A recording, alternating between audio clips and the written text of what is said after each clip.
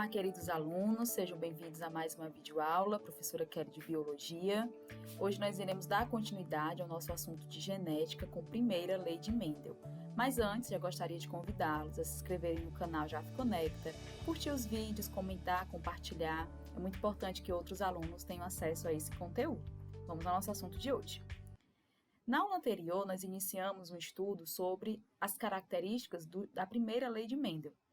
Até 1850 não se tinha uma ideia, não se tinha um conhecimento sobre como se davam os processos de hereditariedade. Só a partir de 1856, Mendel realizou seus primeiros grupos, seus primeiros experimentos com as ervilhas. Ele trabalhou com elas até 1868, quando foi eleito abade do monastério, e morreu em 1884 com problemas renais. Todo o trabalho de Mendel, ele foi feito baseado em cruzamentos de ervilhas, e, infelizmente, ele não teve o seu reconhecimento enquanto vida. 35 anos após a sua morte, foi que ele realmente foi conhecido a sua genialidade. A primeira lei de Mendel, ou monohibridismo, ficou definida como: cada caráter é condicionado por dois fatores, alelos, um deles proveniente do pai e o outro da mãe. Apenas um dos fatores, ou genes, é fornecido a cada gameta produzido. Essa lei também ficou conhecida como lei da pureza dos gametas. Nós iremos conhecer um pouco como se deu todo esse trabalho, dos cruzamentos, as conclusões que Mendel chegou e a importância disso para os conhecimentos de hereditariedade hoje. Aqui nós temos duas imagens, que retratam, primeiramente, a flor da ervilha, a gente tem aqui as ervilhas que foi os seres que Mendel escolheu para fazer o seu trabalho, os seus cruzamentos. Aqui a gente observa a flor da ervilha, observe que a flor é fechada, isso foi um fator muito importante para esse trabalho.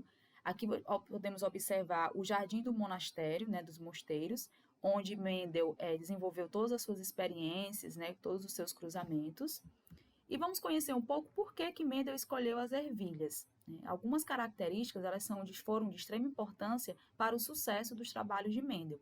Primeiro, fácil cultivo. As ervilhas são vegetais que não precisam de grandes aparatos para o seu cultivo. Então, isso facilitou os trabalhos de Mendel.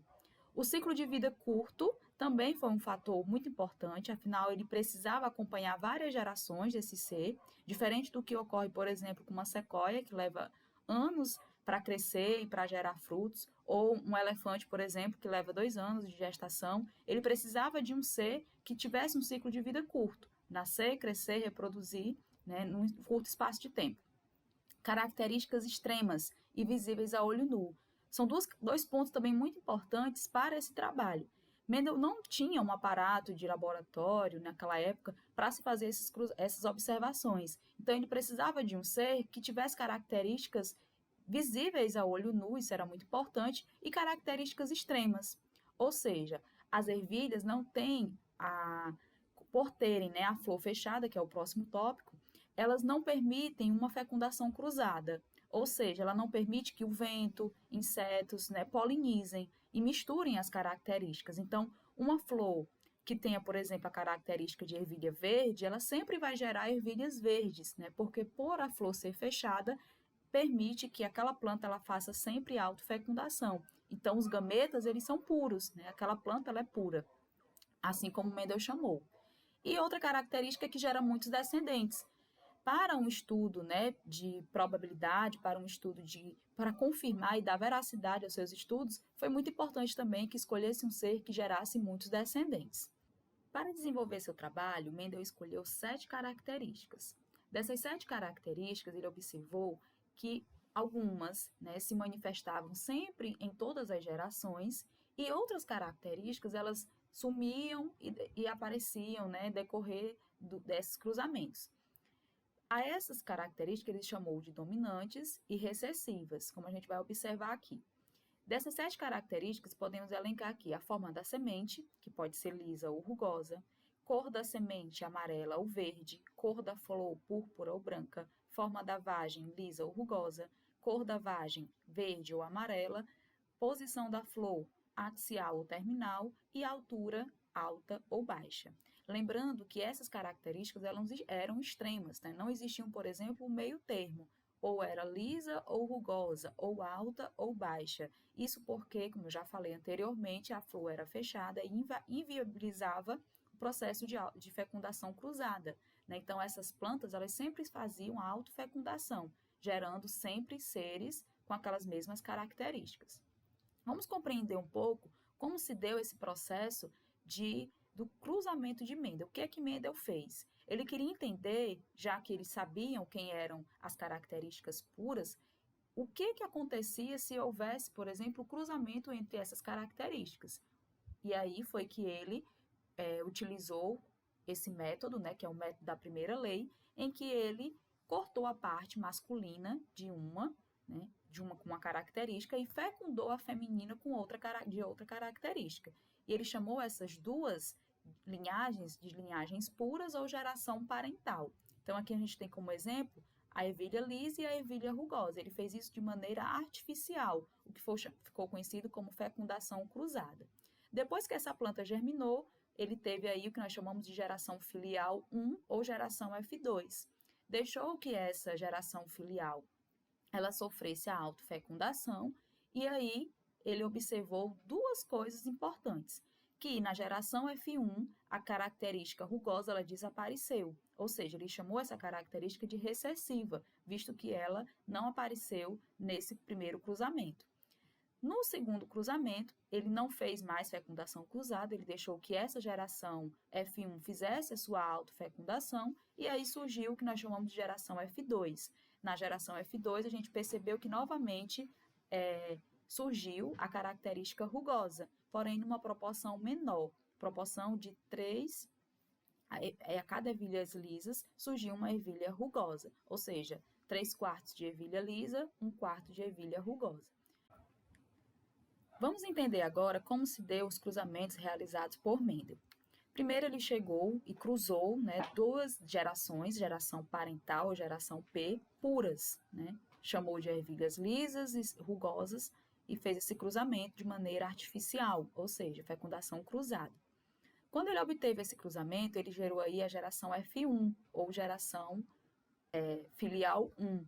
Essa geração ela é 100% lisa, ou seja, ele percebeu que a característica rugosa ela simplesmente sumiu. Ele deixou que essas ervilhas lisas crescessem, germinassem e fizessem o processo de autofecundação. Ele não mais fez o cruzamento artificial. Ao ocorrer isso, ele teve a geração F2 e novamente ele teve uma surpresa, né? Ressurgiu o traço rugoso ou traço, né, recessivo, numa proporção menor, 3/4 para 1/4. Ao fazer essas observações, Mendel chegou a algumas conclusões. A primeira conclusão é que cada característica ela é determinada por dois fatores ou dois alelos. Então, se a geração P, que era a semente lisa, ela era pura, ela tinha dois alelos Vzão, enquanto que o recessivo tinha dois alelos Vzinho. Outra conclusão que Mendel chegou é que para gerar um novo ser, cada parental ele doa um gameta ou um gene daquela característica. Ou seja, cada espermatozoide ele tem metade dessas informações. O que fez Mendel perceber que os fatores se segregam na formação dos gametas, né? Que é outra conclusão que Mendel chegou. Ou seja, os espermatozoides e os óvulos eles carregam metade da informação genética dos parentais, né? Dos pais. E aí, para gerar um novo ser, vai ocorrer justamente a união desses gametas, metade do pai, metade da mãe, para gerar cada descendente. E aí, com a geração F1, Mendel observou que essa ervilha lisa, mesmo ela não demonstrando o fenótipo dominante, o fenótipo recessivo, aliás, ela tinha sim o gene para ervilha rugosa, visto que ela recebeu um alelo do seu parental, mesmo demonstrando aí, devido à sua dominância, somente a característica lisa. Ele deixou que essa ervilha, né, ervilha híbrida, né, ele chamou aqui daí o nome monohibridismo, porque é uma característica mono, híbrido, porque essa ervilha aqui, apesar de ser lisa, ela é híbrida, porque ela tem os genes para as duas características, e ele deixou que essa ervilha híbrida ela fizesse a sua autofecundação, é como se cruzasse ela com ela mesma. Aqui nós vamos começar a ver um jogo, né, uma espécie de cruzamento que é muito comum na matemática, né, nas análises combinatórias, que é essa interação que ocorre entre esse brincar, né, que é a união aí de letras diferentes. Então, observe, o que é que vai ocorrer aqui? Primeiro, esse alelo Vzão, ele vai juntar-se com esse Vzão, vou ter aqui o Vzão, Vzão. Depois, eu vou ter aqui a união desse Vzão com o Vzinho, aí eu vou ter aqui o Vzinho, Vzão, Vzinho. Depois, eu vou ter esse Vzinho agora cruzando com esse primeiro, que é o Vzão, então vai ficar, como ele é dominante, ele vai ficar na frente, Vzão, Vzinho. E por último, eu vou ter o Vzinho cruzando com o Vzinho, tendo aqui esse seguinte resultado. Com esse resultado, eu vou ter aqui 3 lisas, porque ambas são dominantes, para uma rugosa, porque só nesse caso surgiu aí a união dos gametas recessivos. Ele aparece em menor proporção. Nós vamos chamar isso de proporção genotípica e proporção fenotípica. O que é a minha proporção genotípica? É a proporção das letras dos genes. Então, eu vou ter aqui, eu tenho um resultado aqui de 4, né? 4 descendentes, 4 exemplares. A cada 4 é Vzão, Vzão. Então, eu vou ter aqui 1/4 Vzão, Vzão. Isso genótipo em relação ao genótipo. 2 vezes eu vou ter aqui Vzão, Vzinho. Então, eu vou ter aqui 2/4, ou simplificando, eu vou ter 1/2 de Vzão, Vzinho. E aqui eu vou ter 1/4, né? 1 a cada 4 eu vou ter Vzinho, Vzinho. Então, isso eu vou ter aqui a minha proporção genotípica, né? Que são as letras. Depois eu vou observar que eu tenho aqui 3 com características dominantes, que nesse caso aqui é a característica lisa, para uma rugosa. Então, eu vou ter aqui 3/4 de ervilhas lisas para 1/4 de ervilha rugosa. Isso nós podemos observar tanto com fração como com porcentagem, né, para demonstrar aí esses cruzamentos. Quais foram as conclusões da primeira lei de Mendel? Primeiro, que cada característica de um indivíduo é determinada por um par de fatores. Então, cada traço nosso, nós temos 2 letras, 2 genes que determinam, né? Esses fatores, um pode se sobrepor ao outro, que no caso a gente vai chamar de dominante, e o outro que não se manifesta na presença do dominante é o recessivo. Outra conclusão de Mendel é que na hora da formação dos gametas, os fatores se segregam, ou seja, cada gameta, o espermatozoide e o óvulo, possui somente um exemplar daquele fator hereditário, ou seja, são haploides. Aqui nós temos o quadro de Pinet, ou quadro de Punnett, que é os geneticistas, eles usam esse quadro, que é uma espécie de jogo da velha, para fazer os cruzamentos que nós acabamos de fazer anteriormente, né? E aí a gente vai observar isso, que é muito utilizado e faremos uso, né, desse quadro bastante nas nossas atividades de genética. Então, observe como é que ele ocorre. Nessas partes laterais, eu vou ter aqui os gametas a serem cruzados. Então, vamos supor aqui o Vzão, Vzinho com o Vzão, Vzinho, né? Ou azão, azão, azão, azinho, enfim. E aí, essa parte do meio eu vou chamar de filiação, que é o resultado desses cruzamentos. E aí, eu vou usar aqui esse exemplo. Eu vou cruzar aqui aquela geração híbrida, né? Que é o Vzão, Vzinho com o Vzão, Vzinho. A geração F1 do cruzamento de Mendel. Então, nessa parte superior vai ficar aqui os alelos, Vzão, Vzinho, Vzão, Vzinho. E aí, o que é que vai ocorrer aqui? Vai haver a união, nesse quadro vai haver a união desses 2 alelos, né? Então, observe que esse primeiro quadro eu vou ter aqui Vzão, Vzinho. Esse segundo eu vou ter a união do Vzão com o Vzinho aqui. Aqui eu vou ter Vzão com Vzão. Nesse próximo quadro eu vou ter Vzão, Vzinho. E por último eu vou ter aqui Vzinho com Vzinho. Então, aqui eu tenho o meu cruzamento, né, desses 2 parentais por meio desse quadro de Pinet. A partir desse quadro eu posso dizer aqui as minhas proporções. Proporção genotípica, como eu já falei, que são as letras, né? Então, eu vou ter aqui 1 Vzão, Vzão, 2 Vzão, Vzinho e 1 Vzinho, Vzinho.